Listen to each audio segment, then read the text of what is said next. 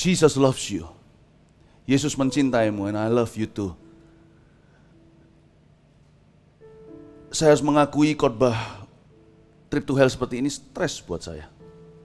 Biasanya teman-teman yang kenal saya tahu bahwa saya kalau khotbah bisa nyantai, kata mereka sih, bisa lucu. Tapi saya jujur sama kalian, saya nggak mau di sini bukan performa, depan ini apa adanya. Hatiku gelisah kayak mau mati rasanya. Tapi kalau melihat semua wajah-wajah daripada KKR dokumentasi tadi, itu adalah generasi-generasi sebelum kalian. Dan mereka sebagian besar udah jadi orang tua, udah punya anak. Tugas kami, hamba-hamba Tuhan, dalam memberitakan Injil kepada generasi-generasi yang akan datang, terus menerus. Dan saya gentayangan di tengah, antara orang yang belum tua dan sudah gak terlalu muda. I have to be stand in the middle, berdiri di tengah-tengah untuk memberitakan kepada dua-duanya. Dan berita tentang neraka adalah berita yang menyakitkan. Tapi kabar baiknya adalah fokusnya pada Yesus, keselamatan. Jadi intisari daripada apa yang diberitakan pada siang hari ini adalah Jesus loves me, this I know for the Bible tells me so. Yesus mencintai aku tahu karena Alkitab mengatakannya kepada aku. Itu yang menghibur hati saya. 17 tahun yang lalu roh saya dibawa ke neraka bukan mimpi, bukan penglihatan. Tapi nyata seperti sekarang saya nyata lihat kalian dan berbicara ke kalian semua. By the way, kalian yang gak bisa ada di ruang utama, di overflow mana-mana, please jangan merasa di nomor 2 kan, karena Yesus juga ada di sana. Dan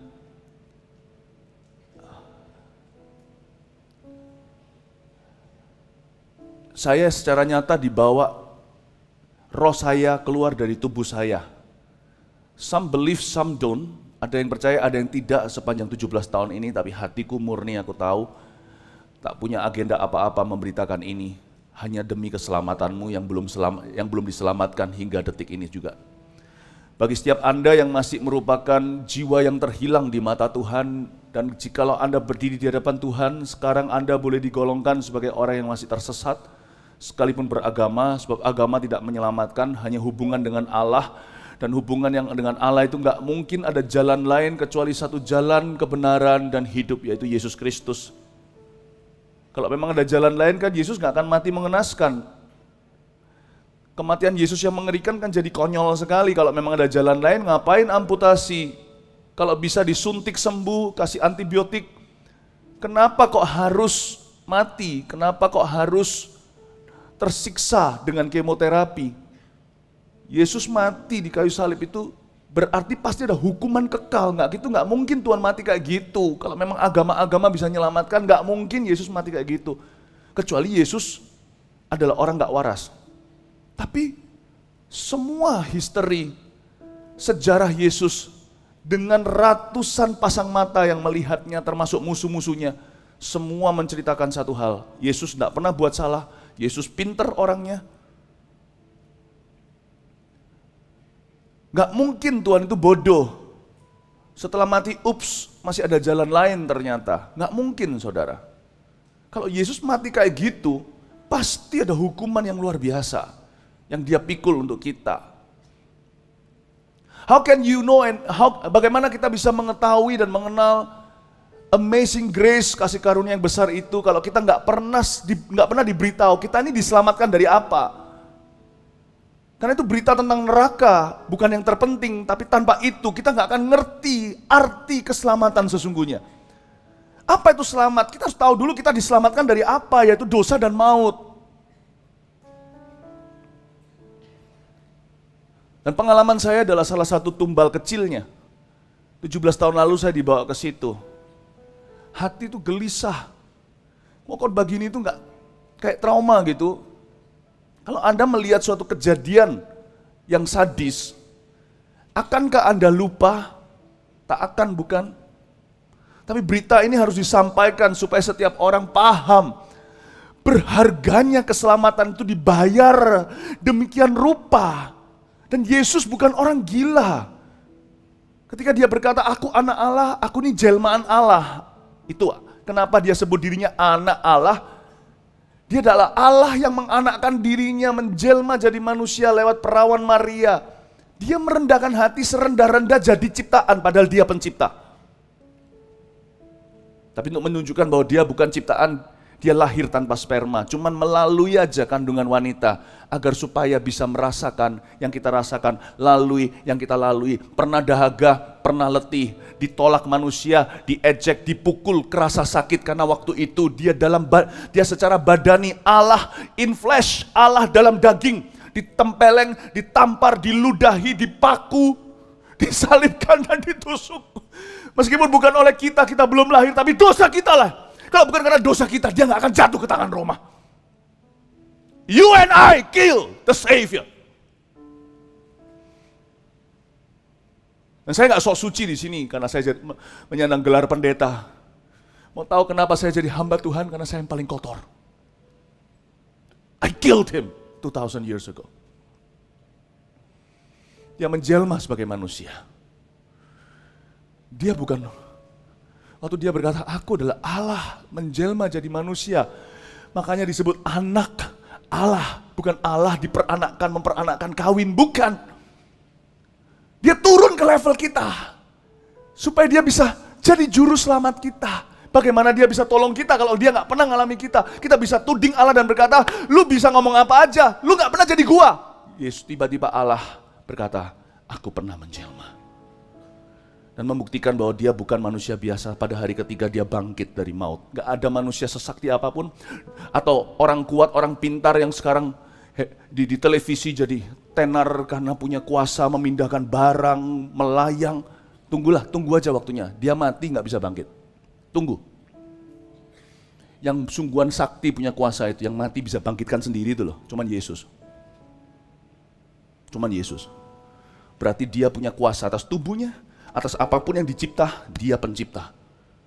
Behind that, di balik daripada permukaan carpenter, tukang kayu atau anak tukang kayu itu, is not only a God, bukan hanya seorang Allah, is the God, the only one. And I killed him, and you killed him too. Saya beritakan Injil not for money. Saya beritakan Injil bukan untuk propaganda, untuk publikasi, untuk ketenaran. Yang saya mau dalam hidup saya cuma privacy. Kalau ada berita tentang neraka, perhatikan berita tidak populer itu adalah harus dikhotbahkan bukan orang-orang yang sudah selamat, tapi kepada orang-orang yang butuh selamat.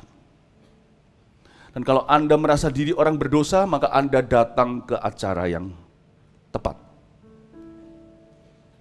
Dan just for your information, FYI, I'm not enjoying a bit.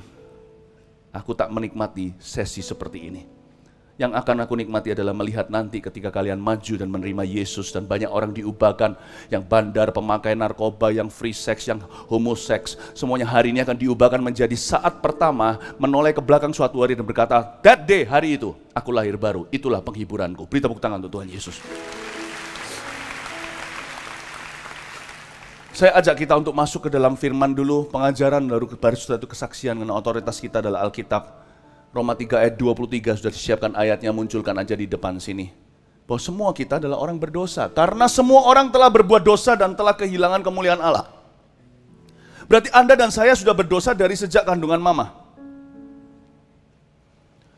Kehilangan kemuliaan Allah, itu artinya kita nggak bisa dari usaha kita sendiri kenal Allah. Tuhan yang reach out ke kita, bukan kita yang menjangkau dia yang menjangkau kita. Jatuh dari kemuliaan Allah itu artinya nggak nyampe standarnya. Karena nggak nyampe itulah manusia berusaha bikin agama. Beberapa amal sosial. Ada lagi yang menaruh percaya pada diri sendiri. Apapun yang kita lakukan, kalau kita tidak mengaku di kaki Tuhan, bahwa kita orang berdosa, bangkrut dan membutuhkan Dia, tidak akan pernah kita temu dengan keselamatan itu. Itu maksudnya jatuh dari kemuliaan Allah. Manusia hanya bisa meraba-raba, udah gak bisa komunikasi dengan Dia. Satu-satunya jalan adalah menerima apa yang dia sudah lakukan di kayu salib bagi kita. Saya beritahu terlebih dahulu, you and I, all of us are sinners. Kita semua orang berdosa. Bedanya saya dengan kalian adalah kalau saya sekarang berkhotbah, memberitakan Injil, bukan berarti saya lebih suci. Bedanya cuma satu, saya sudah menemukan roti. Saya pengemis yang udah gak kelaparan lagi. Menunjukkan pada pengemis-pengemis yang lain, di mana menemukan roti hidup yang turun dari sorga itu, yaitu Yesus Kristus. Jadi saya di atas ini bukan karena saya kudus. Saya di atas ini karena saya diampuni dan saya tahu di mana menemukan pengampunan itu. Saya di atas ini karena saya diubah dan saya tahu bukan saya yang merubah diri saya sendiri.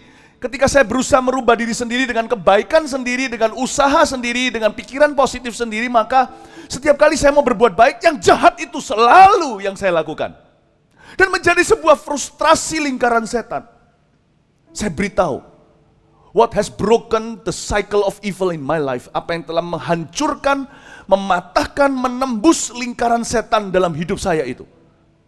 Namanya, yang saya lakukan 25 tahun lalu, namanya menerima Yesus sebagai Tuhan dan Juru Selamat dengan segenap hatiku. That broke the cycle. Itu mematahkan siklus setan dalam hidup saya.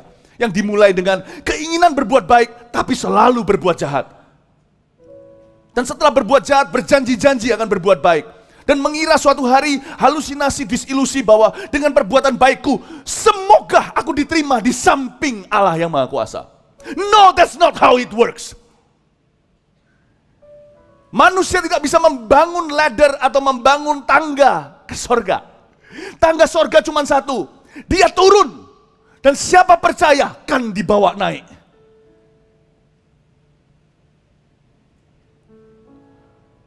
Dan kadang kalau kita melihat Alkitab, kita lewat sebagai orang berdosa, kita tidak mau bicara tentang itu karena kita sibuk menikah, pacaran, jatuh cinta, cari duit, cari uang, mau cepat kaya, mau dapat barang-barang yang dikira bisa membuat bahagia dan sebagainya, hingga sekali-kali Tuhan dengarkan doa orang kaya itu yang masuk ke dalam lautan api. Kirimkan seseorang yang pernah datang ke tempat jahanam ini agar bisa membuat 5 saudaraku di rumah sadar berbalik dari jalannya yang jahat. Tuhan tidak jawab orang kaya itu, tapi Tuhan masih munculkan orang-orang hina seperti saya untuk pergi melihat sesuatu dan kembali menceritakannya.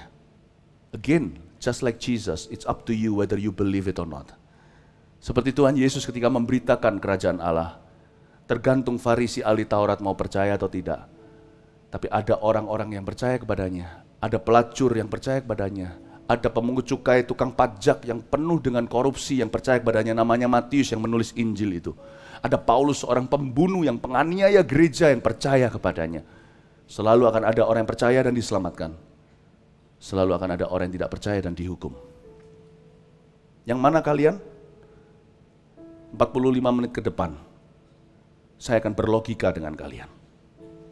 Semoga kalian membuat keputusan, I cannot decide for you. This is stressful enough for me untuk menceritakan apa yang saya lihat 17 tahun yang lalu dalam sebuah visitasi yang tidak kuingini. Mari kita lihat dulu firman Tuhan. Mungkin di antara kita ada berkata, tapi aku ini orang baik kok. Asalkan aku tidak melukai orang lain kan harusnya nggak apa-apa. Pokoknya aku tidak melukai siapa-siapa. Itu kan standar kita, karena kita selalu mengukur kebenaran diri dengan standarnya. Standar kebenaran diri kita adalah bercermin dengan diri sendiri. Salah. Kalau mau bercermin itu sama Tuhan. Mari saya ajak kita masuk ke laboratoriumnya untuk menguji apakah di sini, jikalau di sini ada orang yang merasa dirinya sudah cukup baik, nggak perlu Yesus. Saya ajak kita masuk ke sebuah tes, namanya 10 perintah Allah. Keluaran 20 bunyinya demikian rupa. Supaya kita semua mengerti yang menggigit bagian buah dari pohon pengetahuan yang baik dan jahat itu. Sebagian kita gigit dari sisi jahat dan menjadi penjahat. Sebagian kita gigit dari sisi yang baik dan merasa diri baik. Izinkan saya menunjukkan bahwa keselamatan bukan dalam kebaikan, karena kita semua telah jatuh dalam dosa, jatuh dari standar Allah, supaya Anda dan saya tahu bahwa satu-satunya keselamatan buah itu adalah dari pohon kehidupan, dan itu adalah Yesus Kristus Tuhan. Kasih tepuk tangan untuk Tuhan Yesus yang percaya. Lalu Allah mengucapkan segala firman ini, Keluaran 20. Berarti Allah lah yang harus jadi cermin standar kita. Terus, kalau saya begini, multimedia langsung diterusin. Ya, akulah Tuhan Allahmu yang membawa engkau keluar dari tanah Mesir, dari tempat perbudakan. Tuhan mau membawa kita keluar dari tanah perbudakan dosa. Bukan geografi, tapi rohani. Jangan ada padamu Allah lain di hadapanku, semua kita jatuh. Langsung diperintah nomor 1. Karena setiap manusia hidup bagi dirinya. Jarang ada. Dan bahkan kalau ada pun tak terlalu sering. Manusia itu selalu gagal di sini sana. Jarang yang berkata, Tuhan, apa kehendak-Mu dalam hidupku? Kita semua hidup bagi angan-angan sendiri. Jangan ada padamu Allah lain, itu bukan cuma patung. Seperti ayat berikutnya. Tetapi ilah, berhala, wahid nomor 1. Bukan benda, tapi dirimu sendiri.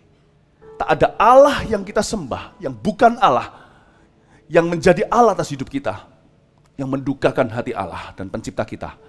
Allah itu atau ilah itu adalah namanya Aku.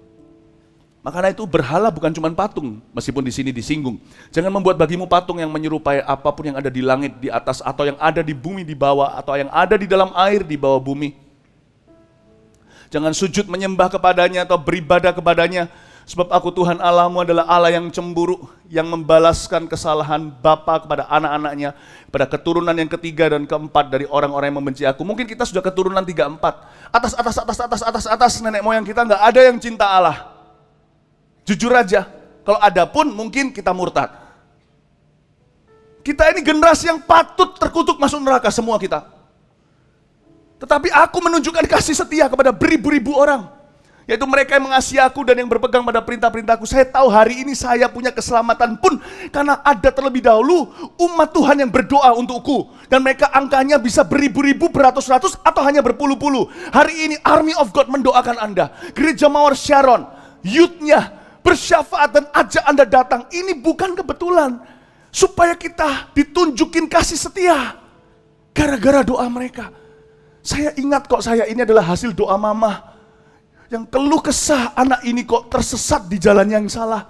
Saya juga hasil doa daripada 2 orang yang rajin doakan saya.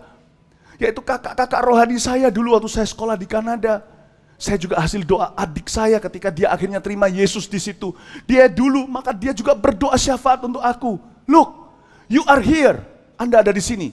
Karena ada orang mendoakan untuk keselamatanmu. Ayat berikutnya, jangan menyebut nama Tuhan Allahmu dengan sembarangan, sebab Tuhan akan memandang bersalah orang yang menyebut namanya dengan sembarangan. Siapa di sini yang pernah sedikit-sedikit barangnya jatuh berkata, ya Tuh. Tapi kalau agama lain, ya Allah. Hollywood sering mengatakannya, Jesus. Tapi bukan untuk memuji menyembahnya. Tapi minimal lah kita pernah sumpah serapah enggak? Alias dalam bahasa Surabaya, misuh. Itu sudah dosa loh. Ingatlah dan kuduskanlah hari Sabat. Udahlah, ini disuruh ke gereja, suruh menyembah Tuhan, suruh istirahat. Ini sudah banyak pelanggarannya ini. Tapi udahlah, jalan. 6 hari lamanya engkau akan bekerja dan melakukan segala pekerjaanmu. Tetapi hari ke-7 adalah hari Sabat Tuhan Allahmu. Maka jangan melakukan sesuatu pekerjaan. Engkau atau anakmu laki-laki atau anakmu perempuan atau hambamu laki-laki atau hambamu perempuan atau hewanmu atau orang asing yang di tempat kediamanmu. Sebab 6 hari lamanya Tuhan menjadikan langit dan bumi, laut dan segala isinya, dan ia berhenti pada hari ke-7. Itulah sebabnya Tuhan memberkati hari Sabat dan menguduskannya. Hormatilah ayahmu dan ibumu supaya lanjut umurmu di tanah yang diberikan Tuhan Allahmu kepadamu. Indah, Yesus yang mengajarkan kita untuk cinta papa mama. Ya, jangan membunuh. Tapi saya tidak pernah membunuh kok Philip. Pastor Philip, saya nggak pernah membunuh. Ya karena nggak berani, takut ditangkap polisi. Tapi membenci berkali-kali kan. Dan orang itu kalau akhirnya mati kita berkata, tahu rasa lu, udah bunuh kan? Cuman bukan tangan kita. Nggak semua orang punya nyali untuk melakukan niatnya. Bukan berarti yang punya keberanian lebih bangga loh ya, jangan sampai loh ya. Tetapi kalau kita membunuh kan berkali-kali. Karena dengan cara membenci. Berarti semua kita adalah pembunuh. Lihat berikutnya, jangan berzina.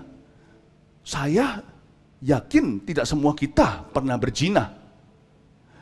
Tapi berfantasi tentang lawan jenis, apalagi hari ini dosa menjadi kreatif sekali, sesama jenis pun jadi. Lalu kita berkhayal dalam pikiran kita, Yesus berkata, Musa berkata jangan berzina, tapi aku berkata karena Allah melihat hati, Musa melihat bukti, karena manusia tidak bisa melihat ke dalam. Tapi Yesus berkata, jikalau kamu memandang seorang wanita, dia berkata kepada seorang pria, dan mengingininya atau memutar sebuah film di sini, kamu sudah berzina dengan wanita itu di dalam hatimu. Tapi wanita itu nggak tahu, kasihannya kan begitu. Dan kenapa kok tidak terjadi perzinahan sungguhan? Karena kalau laki itu buka mulut ajak wanita itu berzina, wanita itu nggak mau, karena bukan tipenya. Jadi si pria bisa mengkhayal aja, tapi Tuhan yang memandang hati tahu kamu sudah berzina. Semua kita pezina. Semua kita. Next. Jangan mencuri. Zaman dulu pernah beli CD bajakan? Pernah download? Udah, lanjut aja. Jangan mengucapkan saksi dusta tentang sesamamu. Siapa di sini nggak pernah bohong? Angkat tangan. Mama nggak ada, mamanya di sebelah.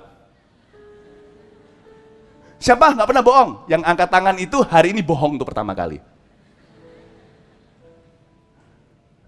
Terakhir, jangan mengingini rumah sesamamu, jangan mengingini istrinya atau hambanya laki-laki atau hambanya perempuan atau lembunya atau keledainya atau apapun yang dipunya sesamamu. Come on lah, perintah Allah 10 juga semua orang jatuh. Siapa di sini nggak pernah iri hati, nggak pernah mengingini?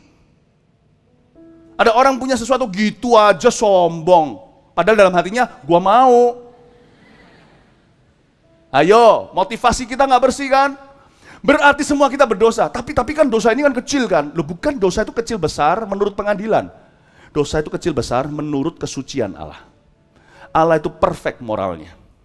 Dan sorga adalah tempat di mana orang-orang yang perfect moralnya. Anda nggak akan masuk. Saya juga nggak akan masuk kalau dengan kesalehan sendiri, bukan pengampunan Allah dan pertolongan Yesus. Nggak akan masuk. Tapi kan nggak bisa begitu. Coba Adam dan Hawa di interview, dosa mereka apa? Adam berzina dengan tetangganya cuma gajah. Oh mungkin dia membunuh tetangganya. Mana bisa membunuh? Dia nggak punya tetangga, mereka lah satu-satunya manusia. Dosanya cuma satu, petik buah yang terlarang. Tuhan bilang jangan. Dosa itu bukan perbuatannya saja, dosa itu jatuh dari standar Allah. Kita itu none of us is holy, tak satu pun yang suci. Jadi sekarang kita sudah agree. Mari kita sepakat dulu Bon, tidak ada satu pun di sini yang benar oleh standar dirinya. Mari kita lihat sekarang, salary, gajinya orang berdosa apa? Roma 6 ayat 23, are you ready? Munculkan di sini. Sebab upah dosa ialah maut. Tetapi karunia Allah, lawan katanya, ialah hidup yang kekal dalam Kristus Yesus Tuhan kita. Hidup yang kekal itu dimulai dengan pengampunan dosa, lalu dimulai dengan nama tertulis di dalam kitab kehidupan, lalu dimulai dengan kehidupan yang lahir baru dan penuh rencana Allah dalam firman Allah, lalu dimulai dengan ku mau sepertimu Yesus, semakin hari menjadi semakin Yesus, tiap hari tiap sifat, sekalipun tampak lamban tapi aku tahu ku pasti sempurna nanti. Sekalipun sekarang sudah sempurna, aku disempurnakan terus semakin seperti Yesus. Bukan berarti kalau orang sudah selamat tidak bisa jatuh dalam dosa, tetapi orang yang sudah selamat tidak bisa hidup dalam dosa. Kalau dia jatuh dalam dosa, gak akan bisa nikmati lama-lama. Yang Tuhan ambil bukan kemampuan kita untuk berdosa. Yang Tuhan ambil adalah kemampuan kita untuk menikmati dosa seolah-olah tidak terjadi apa-apa. Dan itu yang disebut dengan hidup yang kekal. Lalu setelah itu, suatu hari Mazmur 23, ketika kita mati meninggal dunia atau Yesus datang kembali seperti yang dia janjikan setiap waktu, setiap saat, maka kita akan diterima dalam sorganya yang mulia. Maka aku akan tinggal dalam rumah Bapakku sepanjang masa. Mazmur 23 ayat yang terakhir. Itu yang disebut dengan karunia Allah. Hidup yang kekal dalam Kristus Yesus Tuhan kita. Tapi yang pertama ini, yang tidak enak dikhotbahkan, yaitu penghakiman. Upah dosa ialah maut. Itu yang saya lihat 17 tahun yang lalu. Kerajaan maut. Maut, matikan ini, tidak sama dengan mati. Mati itu meninggal dunia. Maut itu adalah binasa setelah meninggal dunia. Itu bicara tentang kekekalan seseorang. Mati semua orang pasti, pendeta pun jadi. Cuman bedanya kita sama Blackie. Zaman sekarang mungkin, waktu saya kecil dulu ada lagu yang semua anak kecil tahu.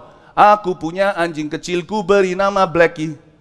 Jadi zaman saya dulu waktu kecil, semua anjing tetangga saya namanya Blackie. Jadi kalau satu Blackie, muncul 5. Dia senang bermain-main sambil berlari-lari. Blackie guguk kemari guguk, ayo main-main, lari-lari. Blackie guguk kemari guguk, ayo lari-lari. Bedanya kita sama Blackie apa? Blackie kalau mati, cuman mati. Kalau kita mati, kita itu meninggal dunia, tidak bisa mati. Karena kita manusia diciptakan dalam gambar dan rupa Allah, berarti kita punya roh. Tidak bisa mati. Jadi pasti manusia setelah meninggal dunia, tidak gentayangan atau lenyap di mana. Dia masuk salah satu ke Firdaus atau hukuman selama-lamanya. You will never be gentayangan, ini campuran bahasanya. Ngomong kanan kirinya, you will never be gentayangan. Nah disinilah, di tengah-tengah, poros tengah inilah Yesus mati di kayu salib. Yesus matinya persis di tengah, kanan kiri penyamun, atas bawah sorga bumi dengan penuh dosa. Yesus mati persis di tengah, dan di poros tengah inilah kami murid-murid Yesus harus memberitakan Injil. Jikalau membawa ke atas harus bicara ke bawah dulu, then I will talk about what's underneath.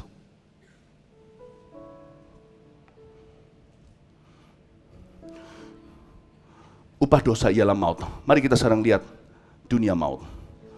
Bedanya orang mati dengan maut di sini. Hei, tunggu. Saya tidak akan pernah maut. Philip Mantova kalau Tuhan datang hanya mati atau meninggal dunia. Saya tidak akan pernah maut. Saya tidak akan ketemu lagi karena darah Yesus sudah membasuh aku. Karena saya tahu saya punya Yesus dalam hidup saya. Yes. Yohanes 3 ayat 36 berkata, barang siapa punya anak, bukan punya anak Allah dalam hatinya, dia punya kehidupan yang kekal. Barang siapa tidak mempunyai anak, dia murka Allah, niscaya tetaplah berada di atasnya. Yohanes 3 ayat 16, karena begitu besar kasih Allah kepada dunia ini yang memberikan anaknya yang tunggal supaya barang siapa percaya, I believe. Bukan cuma percaya dengan mulut doang, aku percaya dengan kehidupanku. Maka mereka tidak akan binasa, tapi memperoleh hidup yang kekal. Yohanes 1 ayat 12 berkata seperti ini. Karena kepada barang siapa yang percaya kepada anak Allah, diberinya kuasa menjadi anak-anak Allah. Percaya di sini bukan lip service doang. Percaya di sini adalah pengabdian seluruh hati dan hidupnya kepada Tuhan. Sekalipun tidak sempurna, dibentuk selalu. Tapi aku tahu siapa Tuhan dan Juru Selamatku. Tahukah kamu? Tapi aku sudah ke gereja kok dari kecil kok. Jangan bangga, hai benda. Kalau engkau adalah benda mati di garasi, bukan berarti engkau jadi mobil detik ini. Kalau rohmu mati sekalipun di gereja, tidak pernah terima Tuhan. Yang diselamatkan tuh orang yang ajak kamu. Kamu sendiri tersesat dan terhilang selama-lamanya. Tahu? Maut, mari kita bicara tentang maut sekarang. Mari kita buka sekarang ayat yang saya mau Anda semuanya buka dalam Alkitab, yaitu Wahyu pasal 20.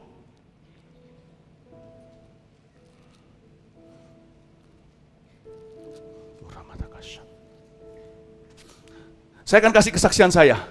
Tapi kalian akan lahir baru karena firman Allah. Kesaksian itu untuk mengalahkan setan.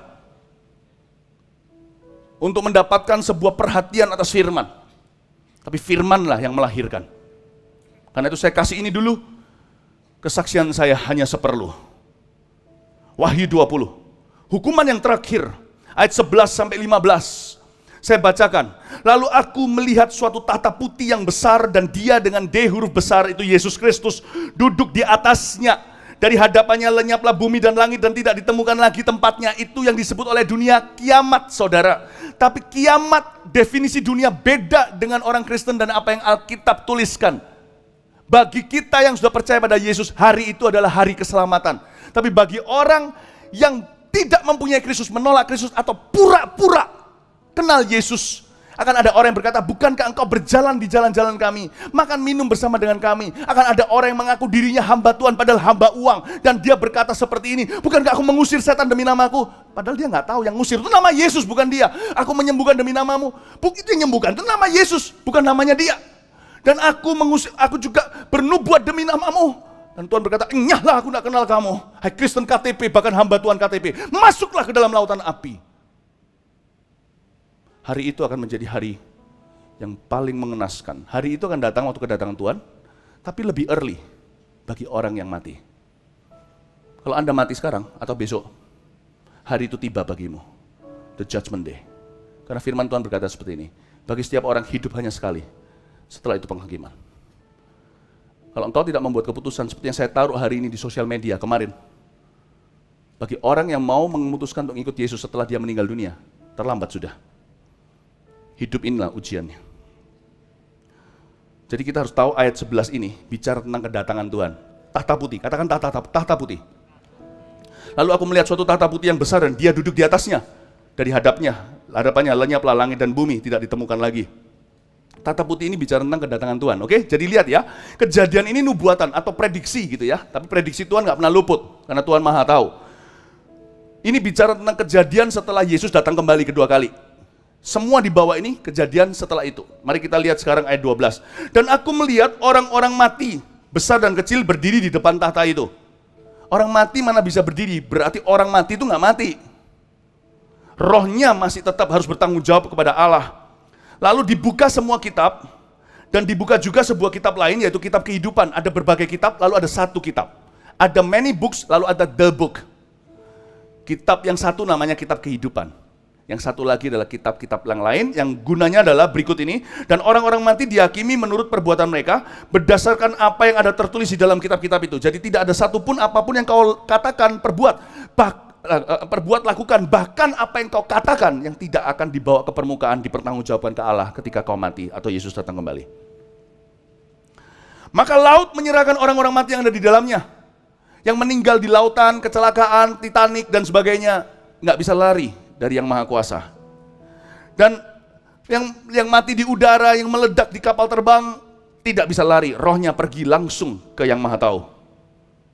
Termasuk yang mati di daratan lebih banyak lagi, di rumah sakit, di rumah, kecelakaan, mati tua.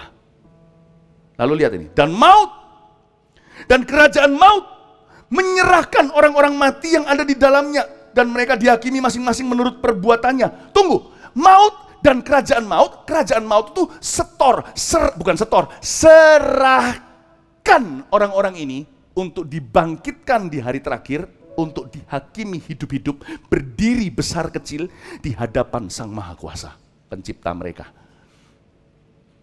Wow. Berarti ada kerajaan maut.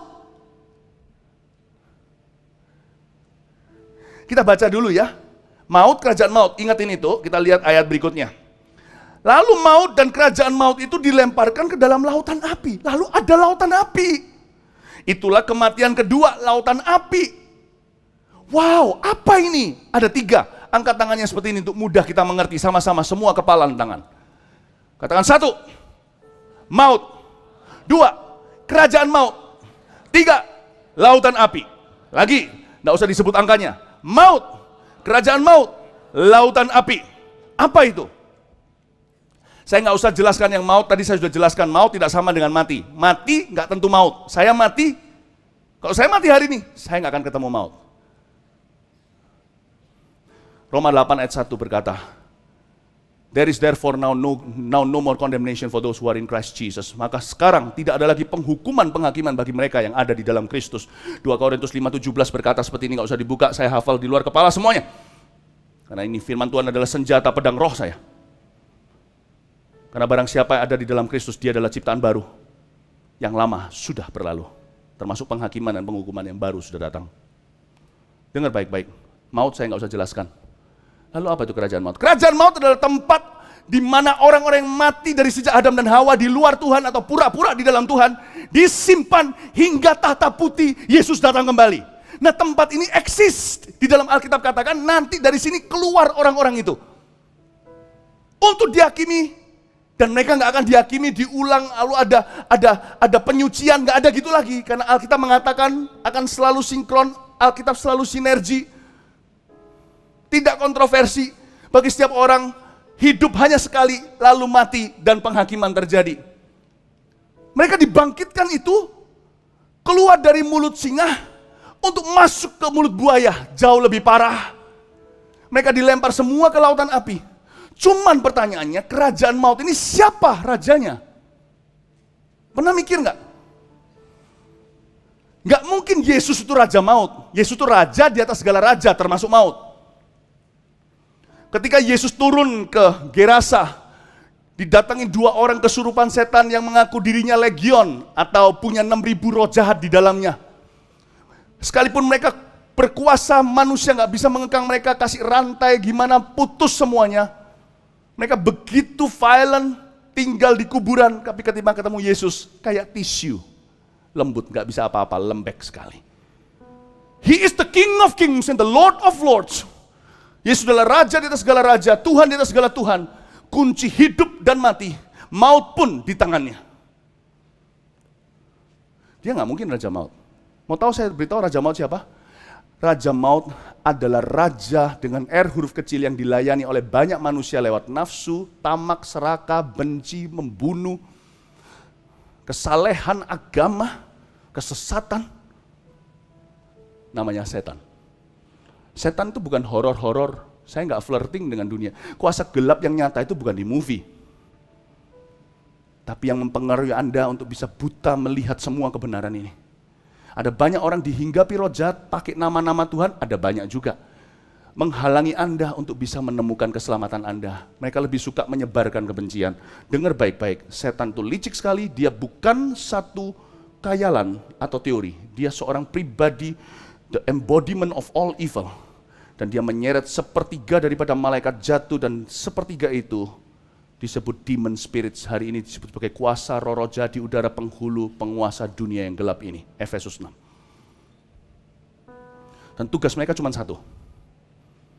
Menyesatkan sebanyak mungkin supaya suatu hari bersama mereka lempar lautan api. Di lautan api tak ada setan yang menyiksa. Di kerajaan maut terserah mereka siapa yang mati. Siapa yang maut di sini, siapa yang bertemu dengan maut karena menolak Yesus di sini hari ini, ingat, dengar baik-baik. Orang itu jatuh, terjual, completely sold into the hands of the devil. Anda bisa buat kontrak dengan dia. Beberapa orang di musik industri saya yakin punya kontrak dengan setan. Setan bisa memberi kuasa, mau memberikan pada Yesus kok. Kamu tunduk sujud kepada aku, nyembah sekali kau tahu aja. Kuberikan semua worldly powers and fame. Kuberikan semua ketenaran dan kuasa duniawi kepadamu. Sedetik ini juga. Lalu tiba-tiba sugih. Kaya, lalu tiba-tiba ternama. Lalu albumnya terjual platinum. Lalu tiba-tiba jadi political power, jadi presiden, jadi apa di dunia ini. Bukankah nanti dia juga memberikan kuasa kepada 666? Antikristus itu. Semua kuasanya habis-habisan, dia tahu waktunya udah habis waktu itu. Listen. Tugasnya cuma satu. Menyesatkan sebanyak mungkin. Tapi memang sekarang di kerajaan maut dia berkuasa. Dan kalau Anda layani dia di hidup ini dengan tuker barang-barangnya dia, apapun itu juga narkoba, anything. Dia menipumu, orang yang punya kecenderungan homoseksual merasa kecenderungan tidak dosa. Itu menunjukkan bahwa hidupmu yang merasa dirimu gay itu berarti ada belenggu di masa lalu yang harus dibereskan. Kalau itu beres, maka kamu akan mengatasi semua kecenderungan gaymu dengan kebenaran firman Allah. Tapi perbuatan homoseksual itu yang dosa. Samen leven kumpul kebo sama-sama di kos-kosan dengan lawan jenis padahal itu dosa. Karena dia bukan istrimu. Karena Tuhan belum memberkati hubunganmu. Setan kan, tahu nggak kalau kita layani dia di hidup ini, kita jatuh ke tangannya. Nah sekarang kan belum penghakiman. Lalu di kerajaan maut itu apa yang terjadi? Itu yang saya lihat 17 tahun lalu. Bisa menyiksa dia. Apa setan bisa menyiksa mereka nggak? Coba lihat. Anda pernah lihat orang kesurupan nggak? Anda pernah lihat orang bunuh diri nggak? Karena mengaku dia awe-awe begini sama setan suruh lompat, lalu dia nggak jadi mati. Lalu dia cerita apa yang terjadi. Pernah lihat nggak mutilasi, pembunuhan, orang bunuh diri tembakin orang dari atas di Las Vegas. Setan itu memang suka menyiksa. Kalau sama orang hidup dia bisa, apalagi orang mati yang sudah jatuh ke tangannya. Karena orang-orang itu nggak hari ini juga masuk ke Firdaus dengan Yesus.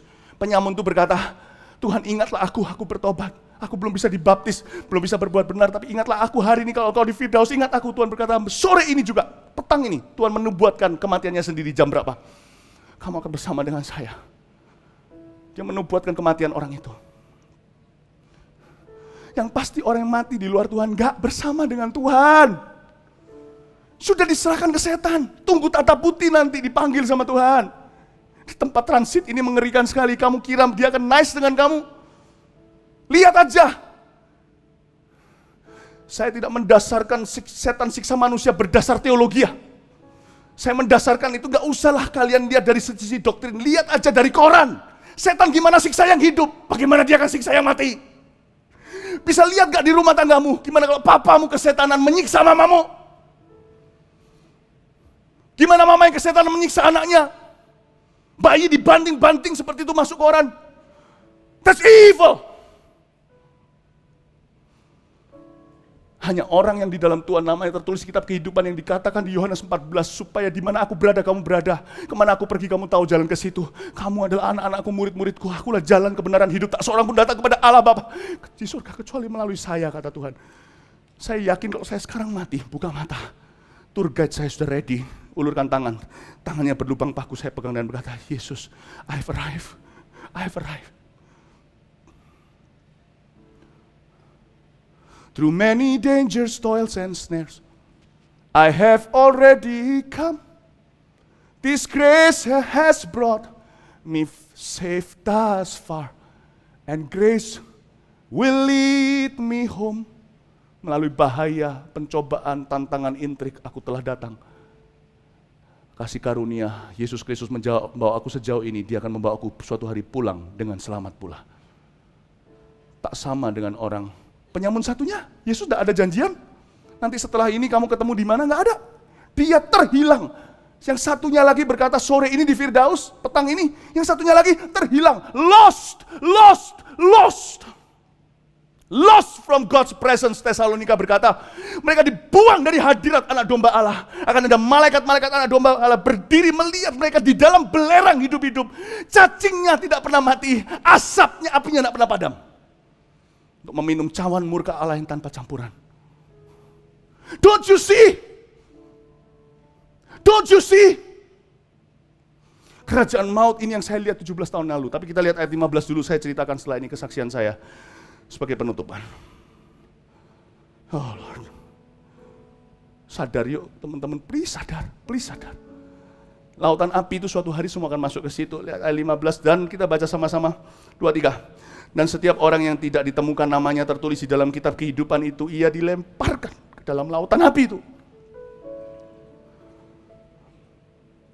Tanya orang sebelahnya, sudahkah namamu tertulis di situ?